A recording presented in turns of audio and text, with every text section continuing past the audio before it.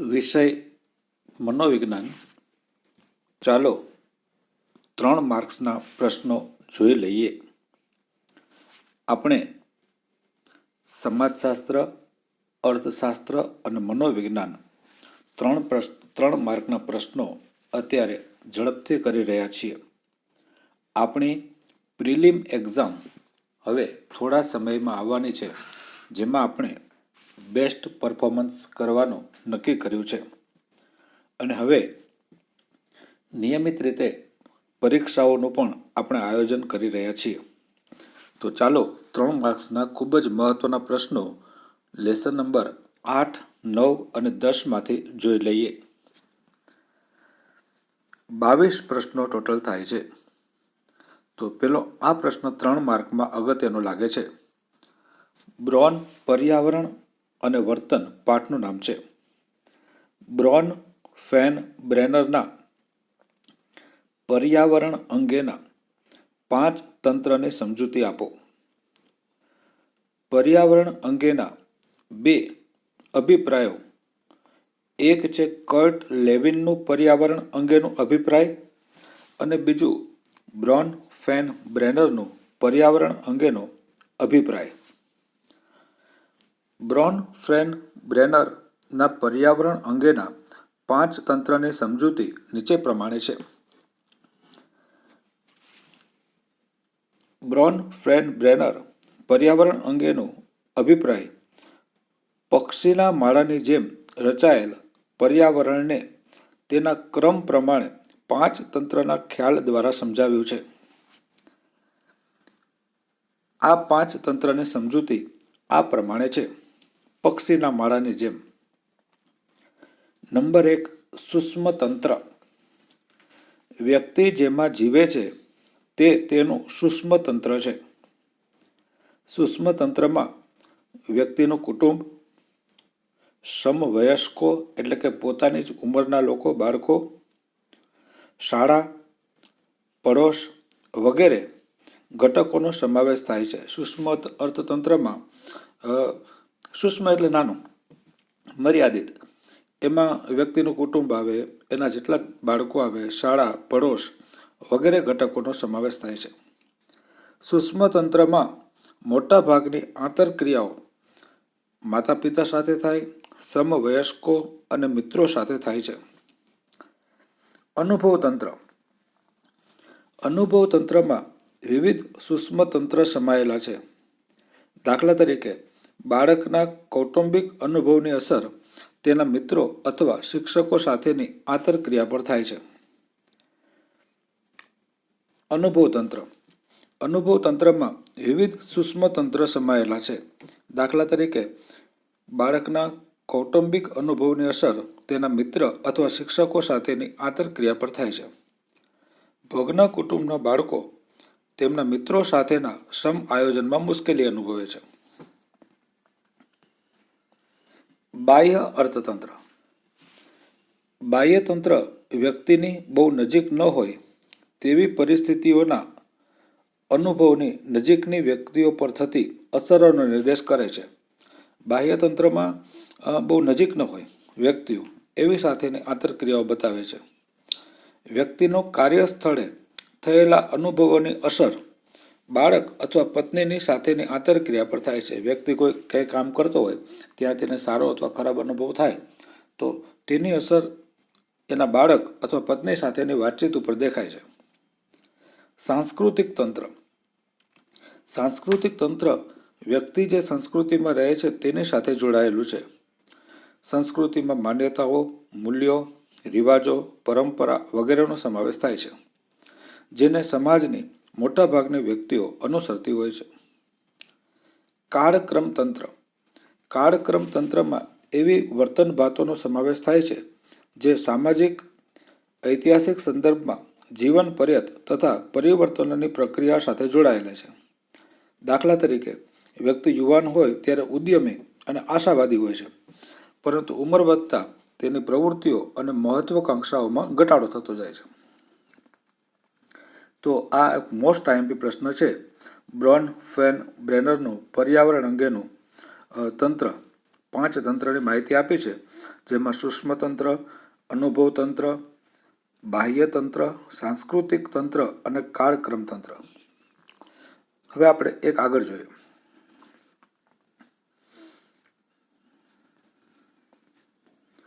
સમચોરસીય સંરચનાની સમજૂતી આપો. આ પ્રશ્ન સંસ્થાકીય મનોવિજ્ઞાન પાઠમાંથી લેવામાં આવ્યો છે. સમચોરસીય સંરચનાની સમજૂતી આપો. આ જવાબ આનો ટેક્સ્ટબુકમાં થોડો સહેલો છે. સંસ્થાકીય સંરચનાના મુખ્ય 3 પ્રકાર છે: સરળ સંરચના, અમલદારશાહી સંરચના અને સમચોરસીય સંરચના. સમચોરસીય સંરચનાની સમજૂતી નીચે પ્રમાણે છે. સમચોરસીય સંરચનામાં ખાતા વિભાજનના 2 સ્વરૂપોનું સંકલન જોવા મળે છે. આવી સંસ્થાઓ કાર્યકારી જૂથો અને ઉત્પાદનને સંયુક્ત કરવાનો પ્રયત્ન કરે છે. સમચોરસીય સંરચના મોટાભાગે વિજ્ઞાપન સંસ્થાઓ, હોસ્પિટલો, યુનિવર્સિટીઓ વગેરે આ પ્રકારની સંરચના અપનાવે છે. આ સંરચનાની શક્તિ તેના દ્વારા સંગઠિત કરવામાં આવેલા વિદ્વાનોની સેવામાં હોય છે, જેઓ વિચારોના આદાન પ્રદાન કરી વિશિષ્ટ સંસાધનો, વિશિષ્ટ ઉત્પાદનોમાં પરિવર્તન કરે છે. એક સમચોરસીય સંરચના ધરાવતી વ્યવસ્થાનું આગળ જોઈ લઈએ. અત્યારે આપણે સમચોરસીય સંરચના વિશે અભ્યાસ કરીએ છીએ.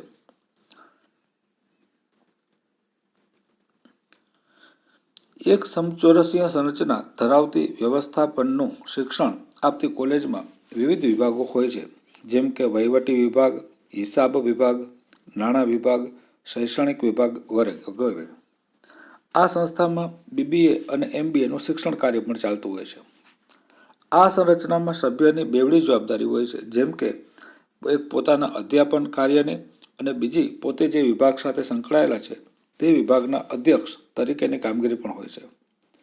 આ સંસ્થામાં બહુવિધ, જટિલ અને એકબીજા પર આધારિત પ્રવૃત્તિઓ થતી હોય ત્યાં સરળ સંકલન માટે સમચોરસીય સંરચના અસરકારક નીવડે છે. આ સંરચના તજજ્ઞોએ અસરકારક કાર્ય સોંપણીમાં સફળ પુરવાર થાય છે, જો કે ક્યારેક તજજ્ઞો વચ્ચે સત્તા અંગે વિખવાદ અને સંઘર્ષ પણ થાય છે. સમચોરસીય સંરચના મોટાભાગે હોસ્પિટલોમાં, યુનિવર્સિટીમાં, મોટી શાળાઓમાં, વિજ્ઞાપન સંસ્થાઓ વગેરેમાં આ સમચોરસીય સંરચનાનો ઉપયોગ થતો હોય છે. આમાં એક જ વ્યક્તિએ અનેક કાર્ય કરવાના હોય છે. દાખલા તરીકે એક શિક્ષક હોય, લેક્ચરર હોય, પ્રોફેસર, તો તેમણે અભ્યાસ પણ કરાવવાનો હોય છે, પેપર પણ કાઢવાનું હોય છે અને પોતાના પ્રિન્સિપાલને પણ એને જવાબ આપવાનો હોય છે.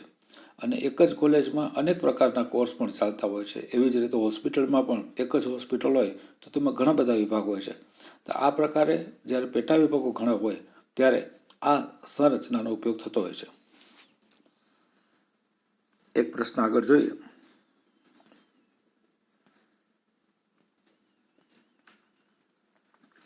લેખિત કસોટીની સમજૂતીઓ આપો. વિવિધ પ્રકારના કાર્યમાં વિવિધ કર્મચારીઓની યોગ્ય પસંદગી માટે અલગ અલગ પદ્ધતિઓ ઉપયોગમાં લેવાતી હોય છે. આ પ્રશ્ન પણ સંસ્થાકીય મનોવિજ્ઞાનમાંથી જ લેવામાં આવ્યો છે.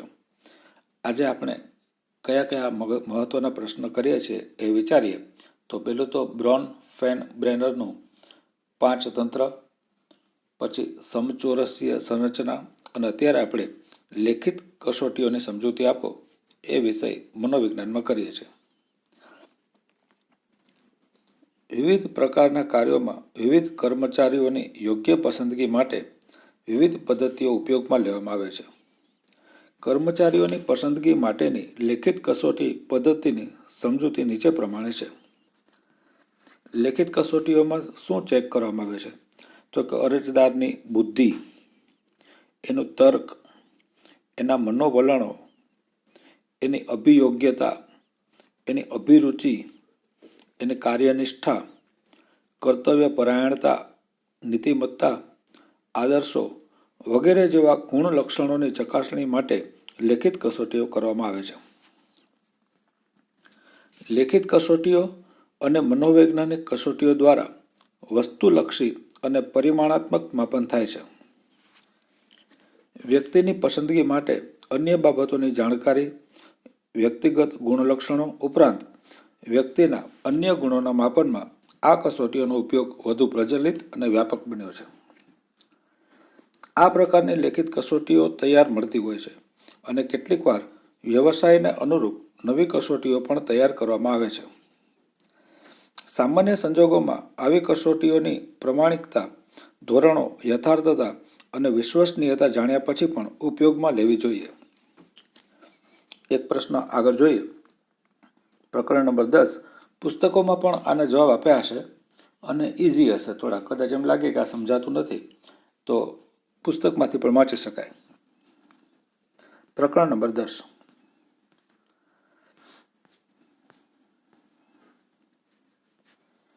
એ પ્રકરણ નંબર 10 વિધાયક મનોવિજ્ઞાન છે. એના થોડા પ્રશ્ન જોઈ લઈએ. લગ્ન અને સુખ વિશે ટૂંકમાં સમજાવો. વ્યક્તિની ઉંમર, આવક, વ્યવસાય, શિક્ષણ, જાતિ, વૈવાહિક દરજ્જો વગેરે જનસાંખ્યિક પરિબળોમાંથી વૈવાહિક દરજ્જો એટલે કે લગ્ન એ એવું એક પરિબળ છે જે વ્યક્તિલક્ષી સુખાકારી પર સૌથી વધુ અસર કરે છે.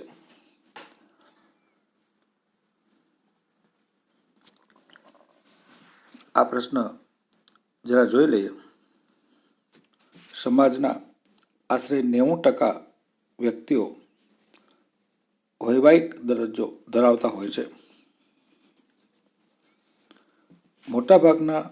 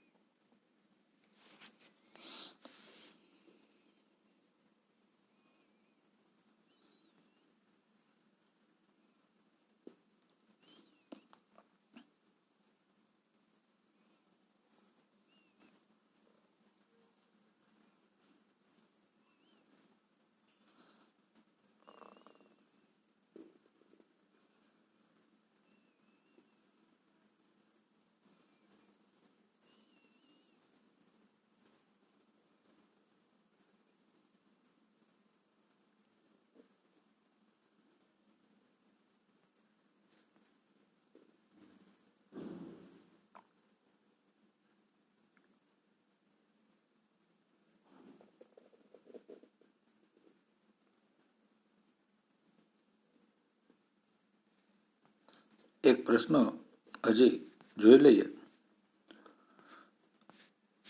આ પ્રશ્નનું નામ હતું લગ્ન અને સુખ વિશે ટૂંકમાં સમજાવો. આપણે આગળ જોઈએ તો એક પ્રશ્ન હજી જોવો હોય તો જોઈ લઈએ. પશ્ચિમી સંસ્કૃતિ અને સુખાકારીની સમજૂતી આપો. આ જરા જોઈ લઈએ શું કહેવામાં આવે છે. સંસ્કૃતિને કોઈ સામાજિક જૂથ, સમાજ દ્વારા આવતા સામાજિક નિયમો, ધોરણો, ભૂમિકાઓ અને મૂલ્યોના રૂપમાં દર્શાવવામાં આવે છે. સંસ્કૃતિના 2 પ્રકાર બતાવ્યા છે: વ્યક્તિવાદી સંસ્કૃતિ અને સમૂહવાદી સંસ્કૃતિ. વ્યક્તિવાદી સંસ્કૃતિમાં વ્યક્તિની વ્યક્તિગત ઓળખ પર, સમૂહવાદી સંસ્કૃતિમાં વ્યક્તિની સામાજિક ઓળખ પર ભાર મૂકવામાં આવે છે. તો આ અગત્યના પ્રશ્નો તમે જોઈ લેજો. આના પછીનો આપણે નવા વિડીયો બનાવીએ, પણ તે પહેલાં મને એમ છે કે એક જોઈ લઈએ. એક પ્રશ્ન હજી જોઈ લઈએ. વ્યવસ્થાપકોના મૂળભૂત કાર્યો. આ સંસ્થાકીય મનોવિજ્ઞાન પાઠમાંથી છે. વ્યવસ્થાપકોના મૂળભૂત કાર્યો તરીકે આયોજન અને સંગઠનની સમજૂતી આપો. કોઈ પણ સંસ્થાનું સંચાલન વ્યવસ્થાપક વગર થઈ શકે નહીં. વ્યવસ્થાપકોના મૂળભૂત કાર્યો આ પ્રમાણે છે: આયોજન, સંગઠન, ભરતી, આગેવાની, નિયંત્રણ. આયોજન અને સંગઠનની વાત કરીએ. આયોજન સંસ્થા કેટલાક ધ્યેયોને સિદ્ધ કરવા માટે રચાય છે. સંસ્થાએ નક્કી કરેલા ધ્યેયોને સિદ્ધ કરવાની પદ્ધતિઓની સ્પષ્ટતા થવી જોઈએ. આયોજન સંસ્થા કેટલાક ધ્યેયોને સિદ્ધ કરવા માટે રચાય છે. સંસ્થાએ નક્કી કરેલા ધ્યેયોને સિદ્ધ કરવાની પદ્ધતિઓની સ્પષ્ટતા થવી જોઈએ.